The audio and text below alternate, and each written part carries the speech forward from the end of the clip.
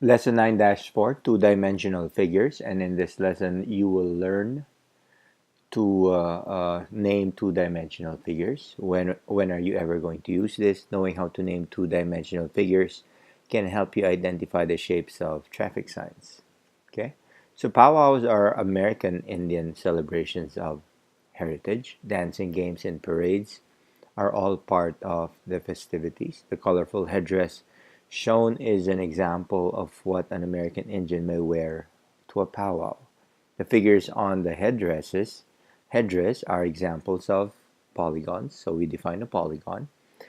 A polygon is a simple closed figure formed by three or more sides. The number of sides determine the name of the polygon. Okay, and these are some examples of your polygons. Okay, the most common polygons. The first one is the triangle. Okay, it has three sides. Next one is a quadrilateral. It has four sides. Okay, the next one is a pentagon. It has five sides. Okay, hexagon, six sides. Okay, octagon, eight sides, and decagon, 10 sides. Okay, so any polygon with all sides congruent and all angles congruent is called a regular polygon. Remember the word congruent. When you say congruent, meaning it has the same measure, so any polygon with all sides with the same measure and all angles with the same measure, okay, is called a regular polygon. Some examples of regular polygons are shown below, and this is a regular polygon, okay, of a quadrilateral. It's also called a square. All of them are have the same length in terms of the sides, and the angles are also the same. Same thing with this pentagon, okay, and this hexagon is a regular hexagon. All the sides are congruent and all the angles are congruent as well. And finally, you have your octagon right here. So this is your octagon, eight sides, all sides congruent, and all angles congruent. Okay, so look at example number one. Name each polygon, then tell if the polygon is a regular polygon. Now before we do this, let's take a look at the study hint. The red slash marks show congruent sides. The red arcs show congruent angles. What does that mean? Simply means this, that this side is congruent to that side. This side is congruent to that side. That side is congruent to that side, because they all have one single slash mark. Okay, and the angles are also congruent because they all have uh, uh, single line angles. Okay, on the red. Take a look at example number three. If you notice, this has two slash marks. This side has two slash marks. This side has two slash marks. That means these two angles are congruent. Okay, and these two sides are congruent, and these two sides are congruent as well, because both of them have only one slash mark. Okay, let me give another example of an arc that's congruent. Let's say we have a let's say we have an isosceles triangle. Okay, so an isosceles triangle will have two sides congruent. Uh, if I'm going to show you my congruent sides, I will do this. This side is congruent to that side. Okay, and this angle is congruent to that angle. If you notice, I didn't put an arc here simply because it's not congruent to both angles.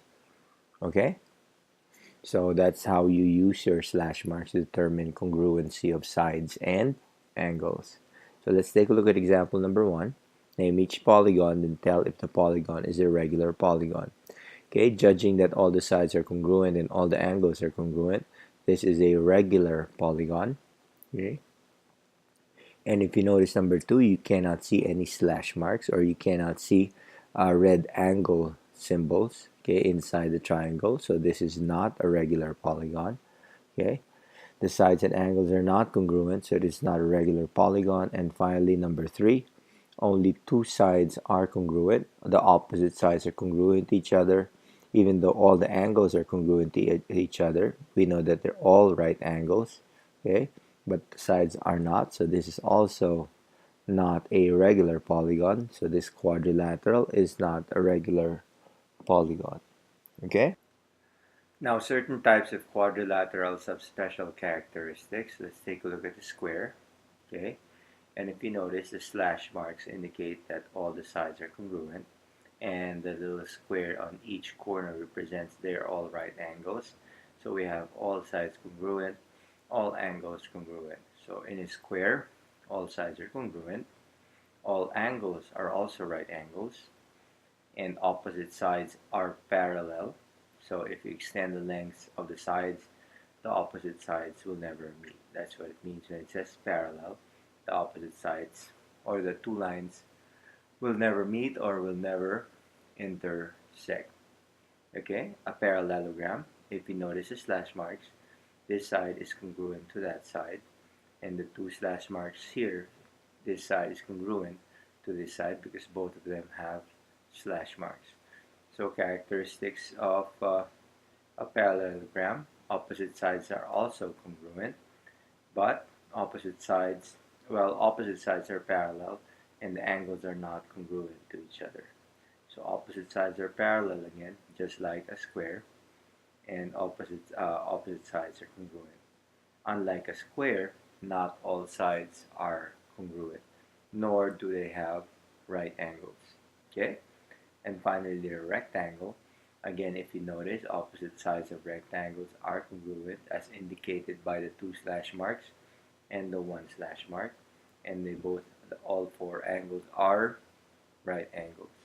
So in a rectangle, opposite sides are congruent, all angles are right angles, and opposite sides are parallel to each other.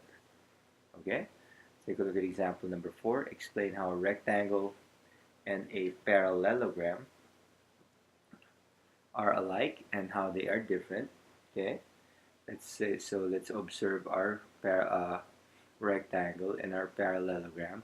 We know that opposite sides of both a rectangle and a parallelogram are congruent to each other.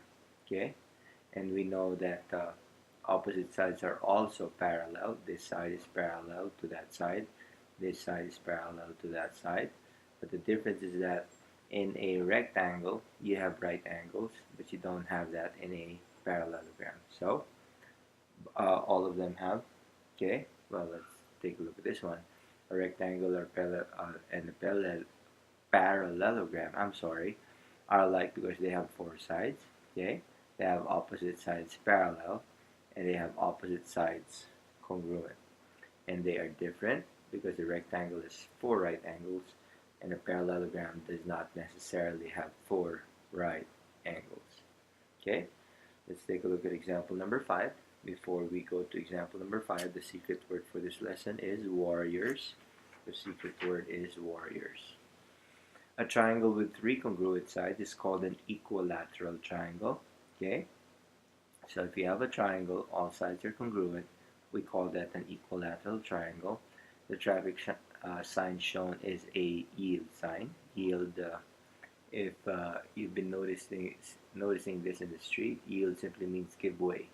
Okay, so what shape is a yield sign? What is the perimeter of the sign? Obviously, it is a triangle. And when you talk about perimeter, it is assumed that you know the definition of perimeter. We know that the perimeter, okay, is basically the sum, okay, of all the sides. Okay, so that's what's given in B. Definition of perimeter, the sum of all the lengths of the sides. Therefore, in this case, we simply add the three sides, 36 plus 36 plus 36 equals 108. Because in a triangle, to be able to find your perimeter, okay, perimeter of a triangle is equal to side 1 plus side 2 plus side 3. Okay, so the perimeter of this particular triangle is 108 inches. And that's our lesson. Thank you for watching.